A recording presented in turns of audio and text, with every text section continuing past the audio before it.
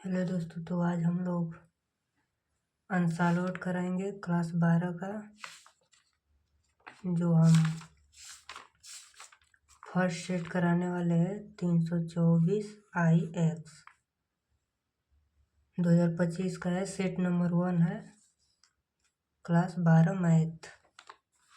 तो इसमें पहला क्वेश्चन है कि फंक्शन बराबर मॉड में x द्वारा प्रदत्त मापांक फलन f' इक्वल r प्लस है।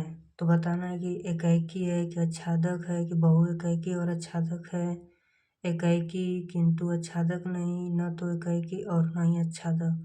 तो इसमें होगा बहुएकाएकी और आच्छादक। और दूसरा क्वेश्चन है जो सब एक एक नंबर का है। दूसरा क्वेश्चन है एक संबंध है R जो A और B से कैसे डिफाइन है। जो A है वह B से 1 कम है और जो B है वह 3 से बड़ा है। तो अगर हम यहाँ से A बराबर B -1 है तो -1 को इधर करेंगे तो A + 1 बराबर B। तो जो भी B है वह A के मान से 1 ज़्यादा है, यानी 1 कम है।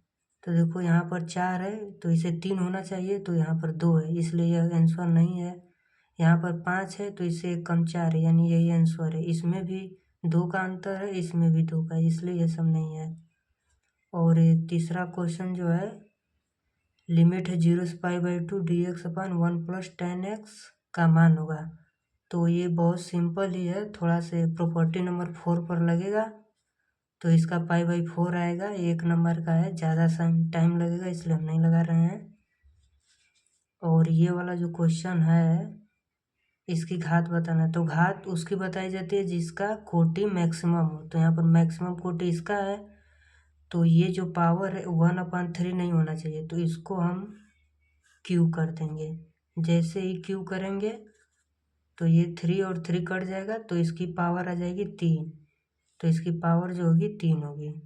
अब यहाँ पर देखिए व्यंजन है, I' तो 1 हो जाएगा, माइनस J' भी 1 हो जाएगा, प्लस यहाँ पर डैश होगा डॉट प्रोडक्ट, तो K डॉट के 1 हो जाएगा। तो 1 1 2 2 2 मिले 1 गया 0, लेकिन यहाँ पर 1 वाला आंसर होगा। 1 1 2 हो जाएगा, 2 मिले 1 गया 1। अब बात यहाँ पर आइए, क्वेश्चन देखते हैं। क्वेश्चन नंबर 2 का क्या है, काट इनवर्स 1/रूट में x² - 1। तो यहाँ पर हम लोग सिंप्लीफाई करना है, तो x बराबर रख दीजिए सेक थीटा। अब ये मतलब हम क्यों सेक थीटा रख रहे हैं, कैसे रख रहे हैं, तो देखो अगर कहीं भी 1 + x² आ जाए तो x की जगह कॉस थीटा रखिए या साइन थीटा रखिए। अगर जब x² - 1 आ जा रहा है तब यहाँ पर x का मान या तो आप tan थीटा रख दीजिए या सेक थीटा रख दीजिए। वैसे में tan मत रखिए, सिंपल नहीं हो पाएगा। सेक थीटा रखिए और कॉसेक थीटा, ऐसे पता करते हैं। तो यहाँ पर x² - 1 है तो यहाँ पर सेक थीटा रखेंगे, तो क्या हो जाएगा, काट इनवर्स 1/√, x की जगह सेक थीटा रखेंगे तो स्क्वायर करेंगे तो सेक² थीटा -1। अब आप लोग को एक क्लास 10 की समीकरण पता ही होगी, tan² थीटा + 1 बराबर सेक² थीटा। तो अब हम यहाँ पर सेक² में ये +1 को इधर भेज देंगे -1, तो यहाँ पर हो जाएगा tan² थीटा। तो हो जाएगा काट इनवर्स 1/रूट में tan² थीटा। अब जैसे हम यहाँ पर रूट से बाहर निकालेंगे तो यहाँ पर ये आएगा tan इनवर्स 1/tan थीटा आ जाएगा। अब यहाँ से हम करेंगे कॉट इनवर्स 1/tan, क्या हो जाएगा, कॉट थीटा हो जाएगा। अब यहाँ पर काट इनवर्स है, यहाँ पर कॉट थीटा है, तो यहाँ पर काट काट हट जाएगा, थीटा आ जाएगा। और थीटा क्या था, हम लोग क्या माने थे, यहाँ से थीटा इक्वल क्या हो जाएगा, सेक इन्वर्स एक्स, तो यहाँ पर थीटा की जगह लिख देंगे सेक इन्वर्स एक्स, जो हमारा यही आंसर है। तो ये वाला क्वेश्चन हो ही गया। अब बच गया ख वाला आंसर। तो इसके लिए क्या दिया है, x बराबर 0 पर कंटिन्यूटी चेक करना है। तो कंटिन्यूटी चेक करने के लिए क्या है क्वेश्चन, फंक्शन है मॉड में x, तो कंटिन्यूटी चेक करना है, वो भी x बराबर 0 पर। तो हम लोग LHS और RHS और जिस पर निकाला होता है वो फंक्शन में मान अगर सेम आ गया तो वह कंटिन्यूटी होगा, यानी सतत होगा। तो हम सबसे पहले लेफ्ट हैंड लिमिट निकाल लेते हैं। तो क्या होगा, लिमिट h टेंड टू 0, किस पर, 0 पर, और माइनस h। अब यही हम फंक्शन में मान रख देंगे। तो रखेंगे limit h tend to 0, function हमारा x है तो माड में 0 माइनस h। अब यह माड से बाहर आएगा तो क्या हो जाएगा, limit h tend to 0, h minus h, जब 0 रखेंगे तो 0 हो जाएगा। अब यहाँ से राइट हैंड लिमिट निकालेंगे तो वह क्या होगी, limit h tend to 0, 0 plus h होगा, फंक्शन वही है तो उसी में रखेंगे। तो लिमिट h टेंड टू 0 रख दीजिए, तो x है तो वहीं पर रखेंगे तो केवल h आएगा, जो इसका भी 0 हो जाएगा। अब जो फंक्शन है उसमें हम 0 पुट कर कर देखेंगे, तो यहाँ पर तो फिर 0 वही आ गया, यानी राइट हैंड लिमिट और जो लेफ्ट हैंड लिमिट है वह फंक्शन ऑफ 0 के इक्वल है। तो हम कह सकते हैं कि फंक्शन हमारा क्या होगा, कंटिन्यूटी होगा। अब आगे का क्वेश्चन देखते हैं, सब एक एक नंबर का है, बहुत छोटा छोटा है। तो अगला क्वेश्चन है यहाँ पर ये ग वाला। तो इसमें क्या चेक करना है, घात। तो घात कैसे ज्ञात करता है, जिसकी कोटि ज़्यादा होगी उसकी उसी का घात लिया जाता है। तो कोटि यहाँ पर देखते हैं तो यहाँ पर तो 1 बार है, यहाँ पर भी 1 है, लेकिन यहाँ देखो 2 है। जब कोटि 2 है मैक्सिमम है तो उसी का घात लिया जाता है। तो घात इसका क्या है, 1 है, तो इसका घात जो हो जाएगा 1 हो जाएगा, इसका घात 1 होगा, 1।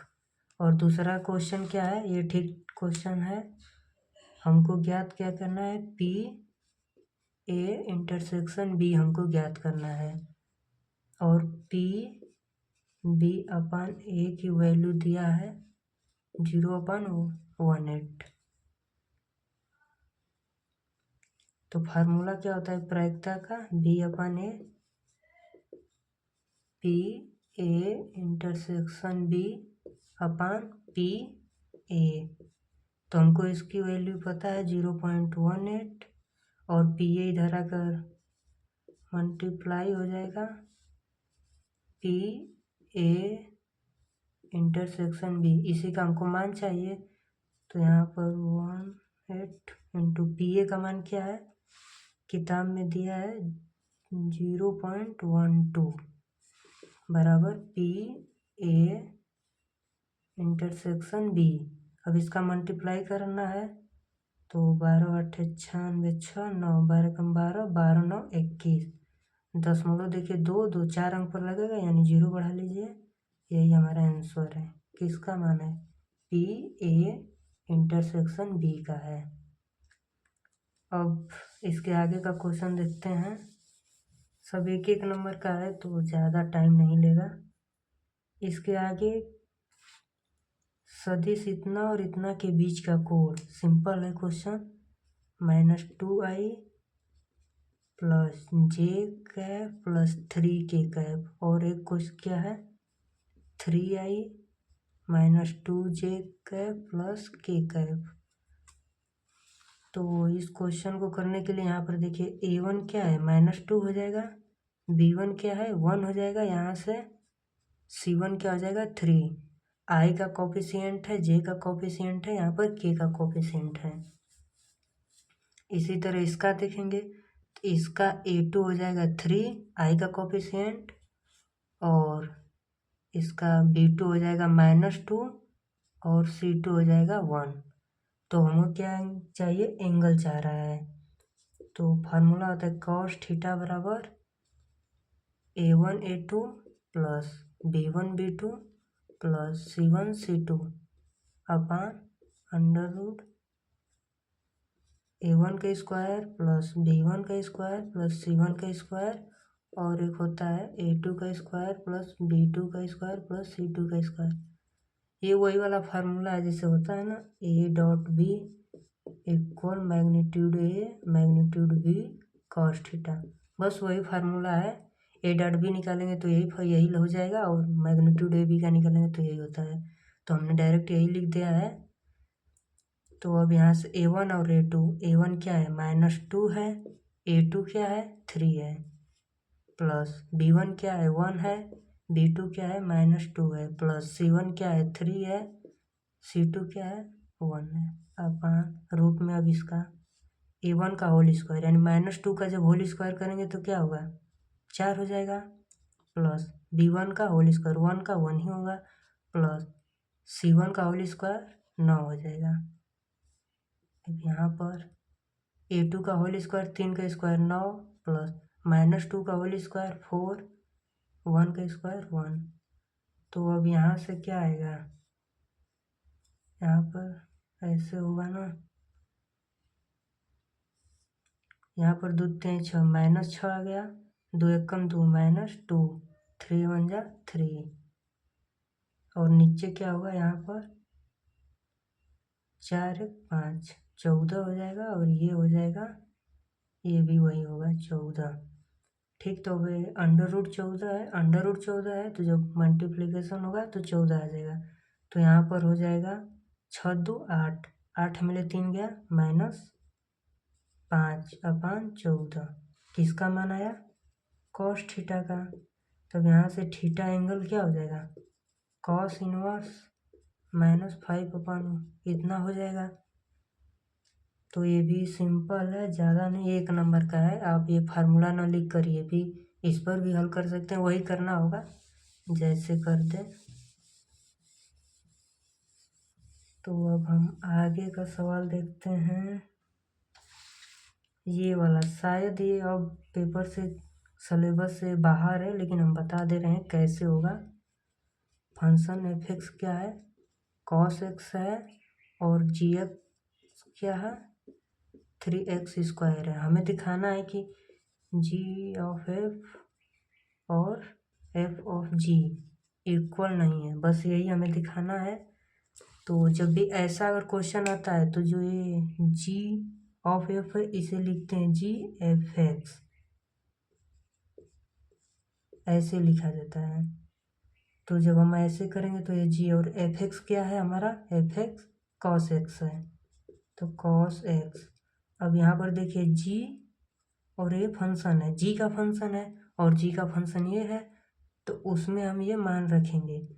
तो g cos x इस फंक्शन में मान रखेंगे, वो भी x की जगह, तो 3 हो जाएगा और x² यानी cos का स्क्वायर हो जाएगा। ठीक, अब ये हमारा ये फंक्शन निकल कर आया है, इसका वैल्यू, इसकी वैल्यू क्या निकल कर आई 3 cos² x। अब हमें f ऑफ g इसका मान निकालना है, तो इसे हम क्या लिखेंगे f g, नहीं यहाँ पर फंक्शन होगा ना, हाँ फंक्शन g का, तो यहाँ पर हम क्या लिखेंगे एफ जी क्या है, नहीं यहाँ पर ऐसे नहीं, यहाँ पर ऐसे लिखा जाएगा g(x), तो इसकी वैल्यू कितना है 3x² है। ठीक, तो अब यहाँ पर फंक्शन x ये पूरा हो गया, ये फंक्शन जो कि cos x है तो हम वहाँ पर रख देंगे, तो क्या हो जाएगा cos x की जगह ये पूरा फंक्शन रख दिया जाएगा 3x²। तो हमारा f ऑफ g का मान कितना आया cos 3x², जो कि ये और ये इक्वल तो नहीं है तो नॉट इक्वल, बस यही हमें दिखाना था। 2 नंबर का क्वेश्चन है, इसी तरह लगेगा। अब आगे देखते हैं, आगे कौन सा क्वेश्चन है, हाँ ये अवकल समीकरण, ये ठीक क्वेश्चन है। हालांकि ये आता है 5 नंबर में, लेकिन दे दिया है 2 नंबर में। Y D X plus X minus Y का स्क्वायर डी वाई इक्वल 0। तो इसे हम पहले D Y by D X या D X upon D Y के फॉर्म में लिखेंगे। तो हम ऐसे लिखेंगे डी एक्स इक्वल, ये पूरा पार्ट को उधर भेज दे रहे हैं, तो माइनस हो जाएगा एक्स माइनस वाई का स्क्वायर डी वाई हो जाएगा। अब डी वाई को इधर भेजते हैं तो D X upon D Y हो जाएगा इक्वल, अब वाई को इधर भेजते हैं तो इतना हो जाएगा। अब क्या करते हैं कि इस वाई को डिवाइड कर देते हैं, तो माइनस एक्स अपान वाई हो जाएगा, या माइनस माइनस प्लस हो जाएगा, वाई स्क्वायर अपान वाई हो जाएगा। तो अब क्या होगा, D X upon D Y equal minus X upon Y. ऐसा करो कि इसको इधर भेज लो, तो क्या हो जाएगा, प्लस में हो जाएगा, एक्स अपान वाई हो जाएगा इक्वल, यहाँ पर वाई हो जाएगा। अब क्या देखते हैं, अब ये देखो क्या हो गया, ये रेखीय अवकलन समीकरण हो गया, रेखीय अवकलन समीकरण लीनियर हो गया। तो लीनियर को कैसे हल किया जाता है, इसकी दो फॉर्म बनती है, एक होता है D X upon D Y plus P. अगर यहाँ पर बच्चे भुला जाते हैं कि यहाँ पर पी वाई होगा या पी एक्स होगा, तो जो यहाँ पर ये एक्स है यही एक्स यहाँ पर आता है, अगर यहाँ पर वाई होता तो वाई आता, और बराबर क्या होगा, यहाँ पर काट देते हैं, बराबर क्यू। हम ऐसे मतलब, या अगर यहीं पर होता डी वाई अपान डी एक्स होता, तब हमारा जो यहाँ पर पी है यहाँ पर पी वाई मान लेते हैं इक्वल, यहाँ पर क्यू लेट कर लेते हैं, तो ऐसे ही लगता है।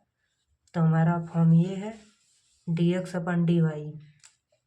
तो यहाँ से अगर कंपेयर किया जाएगा तो पी की वैल्यू क्या आएगी, 1 अपान वाई आ गई, और जो क्यू है वो वाई के इक्वल है।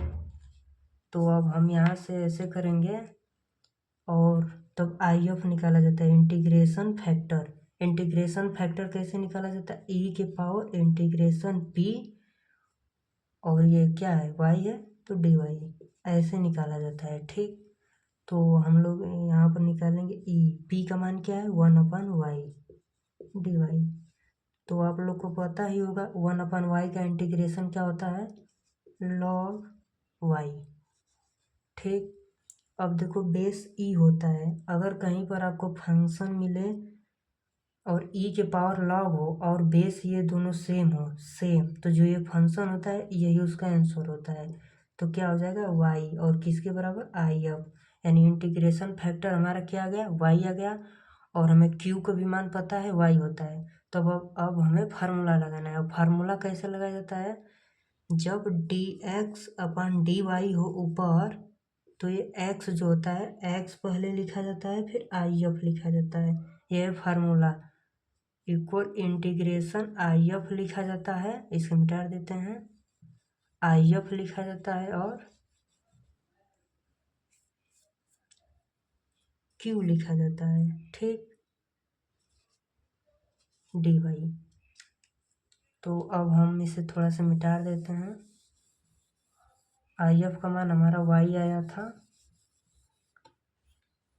तो यहाँ पर एक्स है इंटू आई एफ का मान हमारा वाई आया है इक्वल, यहाँ पर इंटीग्रेशन है, यहाँ पर आई एफ वाई आया है, और क्यू का मान भी वाई आया था, डी वाई। तो यहाँ पर एक्स वाई, अब यहाँ पर इंटीग्रेशन वाई स्क्वायर का करना है, तो एक्स वाई स्क्वायर का करेंगे तो वाई क्यू अपान क्यू होता है, प्लस सी लगा देंगे। इंटीग्रेशन तो आपको पता ही होगा वाई स्क्वायर का, पावर में एक जोड़कर उसी से भाग दे देते हैं। तो ये हमारा आंसर था, छोटा छोटा सवाल है।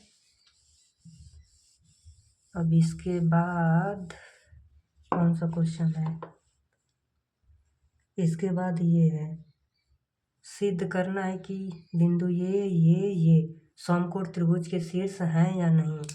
तो सबसे पहले मान लीजिए ए क्या है, 4 4 2 ये है, और बी क्या है, 3 5 2, और सी क्या है, -1 2 है। तो अब इसे हम हल करते हैं, दिखाते हैं कैसे ये तीनों जो बिंदु हैं समकोण त्रिभुज के शीर्ष हैं। तो क्या होता है, इसका सबसे पहले हम पोजीशन वेक्टर लिखेंगे, स्थिति सदिश। तो स्थिति सदिश क्या होता है, ए का लिखेंगे ओ ए, तो इसे हम आई जे के कैफ के रूप में लिखेंगे। तो यहाँ पर 4i Kaif plus 4j Kaif plus 2k Kaif, ये ओ ए है। और अब हम पोजीशन वेक्टर बी का लिखेंगे, तो ओ बी लिखेंगे, वेक्टर लगा देंगे क्योंकि पोजीशन वेक्टर स्थिति सदिश लिख रहे हैं। तो क्या हो जाएगा 3i plus 5j Kaif plus 2k Kaif. अब हम इसका ये लिखेंगे ओ सी वेक्टर, तो इसका क्या हो जाएगा -1i Kaif -1j Kaif plus 2k Kaif. अब हम इसका एक एक साइड का पोजीशन वेक्टर निकालेंगे। मान लीजिए पोजीशन वेक्टर हो गया। अब हम ए बी ज्ञात करेंगे। ए बी कैसे ज्ञात किया जाएगा, ओ बी माइनस ओ ए, ये फार्मूला होता है। ए बी को जब हम पोजीशन वेक्टर ए और बी का निकाल लेते हैं तो ऐसे लिखते हैं, पहले बी का पोजीशन वेक्टर माइनस ए का पोजीशन वेक्टर। तो अब हम यही निकालेंगे। तो ओ बी का पोजीशन वेक्टर ये है और ओ ए का ये है, तो इसमें से इसको घटाना है। तो घटाइए, 3i में से 4i घटाएंगे तो -i कैफ बचेगा। 5j कैफ में से 4 घटाएंगे तो प्लस का 1 बचेगा j कैफ। 2 में से 2 को घटाएंगे तो 0 हो जाएगा, यानी k कैफ 0 हो गया। तो हमारा ए बी कितना आ गया, -i Kaif plus j Kaif, k Kaif नहीं है छोड़ दीजिए। अब हमें ए बी मिल गया। अब ए बी का मैग्नीट्यूड कितना आएगा, तो मैग्नीट्यूड कैसे निकाला जाता है, आई के कोफिशिएंट का स्क्वायर और जे के कोफिशिएंट का स्क्वायर का योग। अगर के होता तो उसका भी लेते, लेकिन वो 0 है तो छोड़ देते हैं। तो -1 का स्क्वायर प्लस जे का कोफिशिएंट 1 का स्क्वायर, तो क्या हो जाएगा, यहाँ से 1 आएगा, यहाँ से 1 आएगा, क्या आएगा √2। तो मैग्नीट्यूड ए बी का √2 आ गया। अब ऐसे ही हम निकालते हैं, ए बी हमारा निकल गया है, कितना आया है लिख लेते हैं, नहीं तो भूल जाएंगे, √2। अब हम निकालते हैं बी सी। तो बी सी का भी वही सेम, पहले ओ सी लिखेंगे पोजीशन वेक्टर सी का, फिर बी का पोजीशन वेक्टर। तो सी का पोजीशन वेक्टर ये है, इसमें से बी घटाना है, तो -i में से -3 घटाना है, यानी क्या हो जाएगा -i यानी -1 और -3 -4i कैफ, -1 -5 यानी -6j कैफ प्लस 2 -2 यानी ये भी खत्म, इसको भी हटा दो। तो इसका अब हम मैग्नीट्यूड निकाल लेते हैं। तो -4 का होल स्क्वायर प्लस -6 का होल स्क्वायर, तो हो जाएगा 16 प्लस 36, इसको ऐड करो, 6 6 12, 2 3 1 4 1 5, 52 आ गया। यानी बी सी का मैग्नीट्यूड क्या आ गया, √52। अब देखो बी सी का भी हमारे पास आ गया √52। अब हम निकालते हैं सी ए का, जो लास्ट है, ओ ए का पहले लिखेंगे, बाद वाले का पोजीशन वेक्टर माइनस उसके बाद वाले का सी का पोजीशन वेक्टर। अब ओ ए ये है, ओ सी ये है। अब इसमें से इसको घटाना है, यानी 4 में से घटाना है -1 को। जब 4 घटाएंगे -1 तो क्या हो जाएगा, माइनस माइनस प्लस होगा, यानी 5 हो जाएगा। तो 5i कैफ। अब उसी तरह घटाएंगे क्या, 4 में से -1 फिर करना है, तो फिर वही आएगा प्लस 5j कैफ। अब 2 में से फिर 2 घटाना है, फिर 0 आ जाएगा, इसको छोड़ देते हैं, नहीं तो लिख ही देते हैं 0k कैफ। अब इसका भी मैग्नीट्यूड निकालो, तो ये 5 का स्क्वायर हो जाएगा, ये भी 5 का स्क्वायर हो जाएगा, ये प्लस 0 का स्क्वायर, तो यहाँ पर 25 हो जाएगा प्लस 25 हो जाएगा, तो यहाँ पर क्या आएगा 50 हो जाएगा। या तो हम इसे ऐसे ना लिख कर ऐसे लिखते हैं, 25 × 2, जो 25 क्या है 5 का वर्ग, यानी 5 बाहर आ जाएगा, √2 हो जाएगा। अब या तो आप अगर 50 लिख देते हैं तो वो और अच्छा रहेगा, क्योंकि आपको जब हम दिखाएंगे। ठीक, सी ए का आ गया, कितना आ गया रूट में 50, यानी सी ए का मैग्नीट्यूड आ गया √50। तो अब समकोण त्रिभुज की क्या कंडीशन होती है?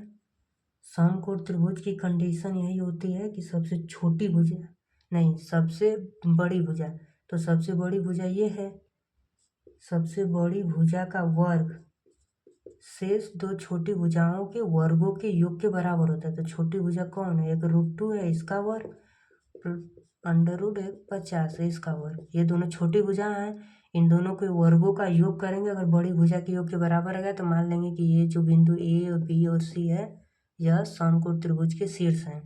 तो इसका स्क्वायर करेंगे तो 52 आ गया, इसका करेंगे तो 2, और इसका करेंगे 50, यानी ये भी 52 आ गया और यह भी 52, यानी बराबर है। यानी जो हमारी ए बी सी है यह क्या है? समकोण त्रिभुज के शीर्ष हैं।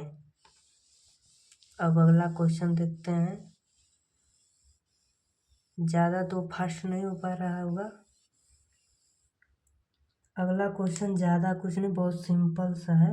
x+y है, 5+z है, और यहाँ पर 2 है, यहाँ पर xy है, और क्या है इक्वल यहाँ पर है, यहाँ पर 6, 2, 5, 8। ये बहुत छोटा सा सवाल है 2 नंबर में। x का मान ज्ञात करना है, y का, और क्या है z। तो सबसे पहले प्लस का जब होता है तो यह इसके बराबर होता है, यह इसके बराबर होता है, यह इसके और यह इसके, बस एक कर दो। x+y किसके बराबर हो जाएगा? 6 हो जाएगा। यहाँ पर तो कोई वेरिएबल नंबर नहीं है तो इसे लिखने की कोई ज़रूरत है नहीं। इसमें z है तो इसे लिखेंगे 5+z, क्या हो जाएगा? 5 हो जाएगा। और यहाँ पर x और y क्या हो जाएगा? 8 हो जाएगा। अब इसे कैसे सॉल्व करेंगे? तो यहाँ से सॉल्व ऐसे करो, यहाँ से तो z पता चल जाएगा, इधर 5 जाएगा तो घट जाएगा, 0 हो जाएगा। तो z तो 0 हो गया। अब z 0 हो गया तो z 0 हो गया।